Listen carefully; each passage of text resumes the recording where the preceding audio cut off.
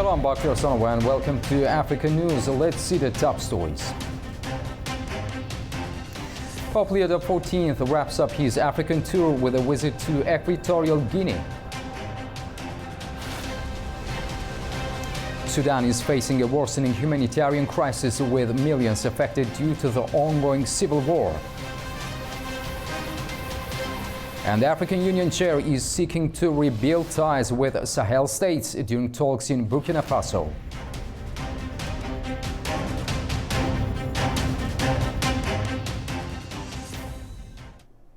Kenyan police officers have returned home after completing another year-long deployment and as a Haiti security mission. A fourth contingent of 150 officers arrived back in Kenya on Tuesday after serving under the multinational security support mission. The Kenya-led force was deployed to support the Haitian National Police in efforts to counter gang violence and restore order in affected communities. Kenya has played a leading role in the international mission, which was launched to help stabilize Haiti's worsening security crisis. The operation has also come under renewed scrutiny following allegations of misconduct involving some personnel cited in a recent United Nations report. Finish the assignment that you had given, and you did very well. And us back at home, we are happy. As you come and join the rest of the National Police Service, we want to tell you that we are happy to receive you. The experiences that you have had. As Sudan's war enters its fourth year, the scale of the crisis is deepening, with a growing concern that the country is slipping further out of global focus. As the conflict enters its fourth year, Sudan is facing one of the world's worst humanitarian crises. Millions of people are affected by displacement, famine, poverty, and the collapse of basic services. Fighting between the Sudanese Armed Forces, SAF, and the Paramilitary Rapid Support Forces, RSF, began in April 2023. It came after months of growing tensions between Army Chief Abdel Fattah al-Burhan and RSF Commander Mohamed Hamdan Dagalo. Sudan remains politically divided. The internationally recognized government supports the SAF, while the RSF has announced a rival administration with allied political and armed groups. Millions of civilians are facing a worsening humanitarian crisis. According to the United Nations, tens of thousands have been killed and more than 12 million people have fled their homes. Across much of the country, hospitals are not working, schools are closed, and access to clean water is becoming more limited. Humanitarian organisations have also warned of rising gender-based violence, with women and children most at risk. We need to do much more, and what we really need from the international community are two things. One is access. We need all sides to facilitate a much larger volume of humanitarian assistance so we make sure that we can reach all people in need across the country. And second, we need money. We need much more funding in order to scale up this operation. Despite the scale of the crisis, international attention appears to be fading. A lack of funding has created a serious shortage of resources for humanitarian operations. Based on all the indicators on the ground, I don't believe there are any prospects for a solution, nor do the warring parties have a genuine desire for peace. They aren't thinking about peace, but rather about how to strengthen their means to continue the war. The world seems preoccupied with other issues, and donors no longer seem as generous as before. Analysts warn that unless diplomatic pressure is renewed and global attention is sustained, Sudan could drift into a prolonged and largely forgotten conflict. The suffering of civilians would continue largely out of sight. Wednesday marks the most demanding leg of Pope Leo XIV's visit to Equatorial Guinea, with the Pontiff scheduled to take 3 separate flights across the country in a single day. He's set to meet worshippers in multiple cities while continuing a tour that has firmly placed Africa at the center of his global mission.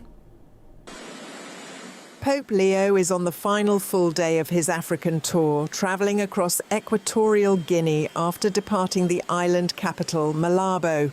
His visit to the mainland cities of Mongomo and Bata comes after several days of strong messages delivered across the continent condemning war, inequality and abuses of power.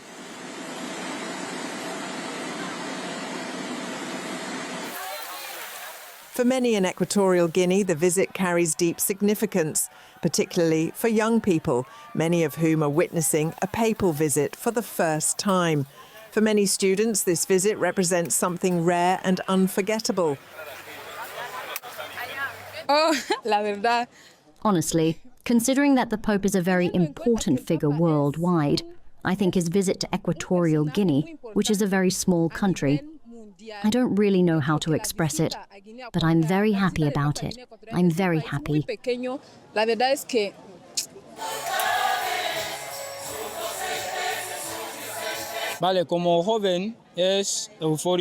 As a young person, it's exciting and a good feeling that the Pope has arrived in Equatorial Guinea. For me personally, it's a privilege because during the previous Pope's visit many years ago, we didn't have the opportunity to witness it.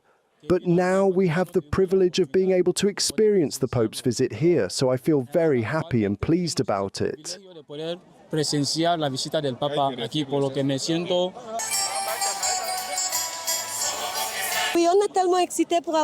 We're very excited to have the Pope here. It's the first time he's coming here. For us young people, it's something incredible. We've never had an experience like this before, so we really appreciate it. It's something big, something epic. In Bata, the Pontiff is also expected to visit the site of the 2021 military barracks explosions that killed more than 100 people. A tragedy that deeply shocked the country and remains a symbol of both loss and inequality in the oil-rich nation. The enthusiasm reflects a broader sense of occasion in a country that has only hosted one papal visit before, when Pope John Paul II travelled there in 1982. Pope Leo's trip marks the final stop in a 10-day, four-country African tour that has taken him to Algeria, Cameroon, Angola, and now Equatorial Guinea, covering nearly 18,000 kilometres and 11 cities. Air quality concerns are mounting in Johannesburg as rising pollution levels linked to coal emissions prompt new efforts to monitor public health risks. With authorities still investigating the source, attention is turning to how residents can better protect themselves.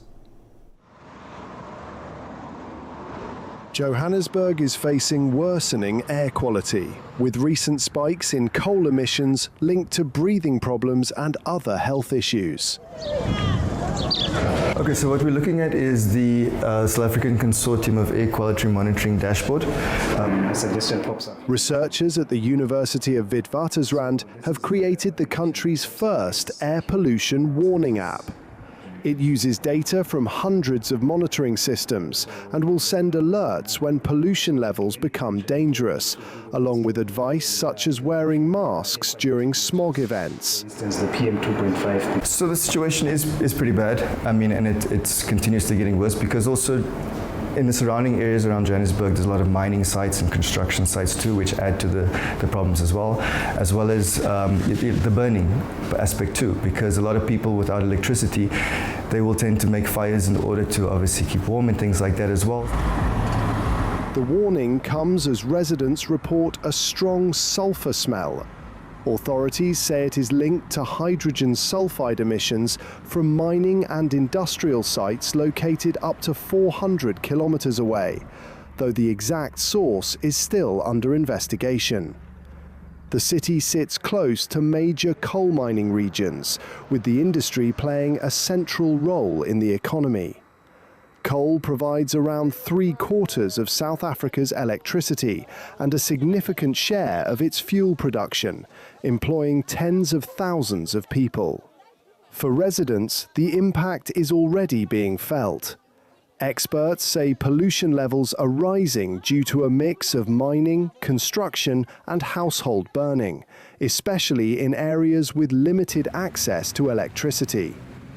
Officials say major polluters have been granted emissions exemptions in recent years, including key energy and fuel producers. Companies say they comply with regulations, while authorities continue to investigate pollution sources. Developers of the new app say the goal is to give residents real-time warnings and help reduce exposure as pollution conditions worsen. Authorities say work is ongoing to identify the exact sources of emissions, as pressure grows to balance economic dependence on coal with rising public health concerns. The African Union is stepping up efforts to reconnect with Sahel states as its chair visits Burkina Faso to push for renewed dialogue amid deepening regional divisions. With security concerns rising, the focus is shifting toward rebuilding cooperation. African Union Chair and Burundi's President, Evariste Ndayishimiye, has used a visit to Burkina Faso to try to rebuild a bridge between the Sahel states and the African Union. In Ouagadougou, he met Burkina Faso's military leader, Ibrahim Traoré, for talks on terrorism, regional stabilization, and restoring ties with the African Union.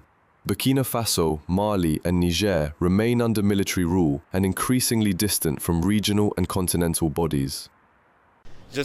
I came indeed to strengthen this bridge, to discuss various issues, especially those concerning the fight against terrorism in the Sahel region, but also the path towards stabilizing these countries and how to restore the good relations that should exist between the Sahel states and the African Union.